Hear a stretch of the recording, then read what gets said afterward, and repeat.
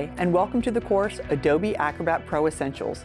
My name is Kristen Golson, and I'm a technical trainer and Adobe expert, and I specialize in helping users become more efficient and productive with technical tools. Adobe Acrobat Pro is a powerful tool for creating and editing PDF files, and I'm excited to teach you how to use its features. This course is intended for anyone who wants to use Adobe Acrobat Pro to create, modify, or share documents. We'll start by describing the purpose and versions of Adobe Acrobat Pro and navigating the interface. Then we'll create PDFs from various sources, including Office 365 documents, images, and web pages, and combine multiple files into one file. Next, we'll add and modify text, images, and layout in PDFs and add headers and footers. We'll also add interactive elements to PDFs, such as video files, backgrounds, and watermarks.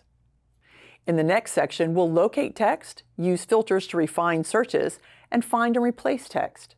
Then we'll reorder, split, and manipulate PDF pages.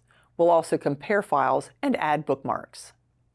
Then we'll mark up and review PDFs with comments, use stamps and the Send for Comments feature, and we'll create and manage interactive PDF forms and export a form and collect data.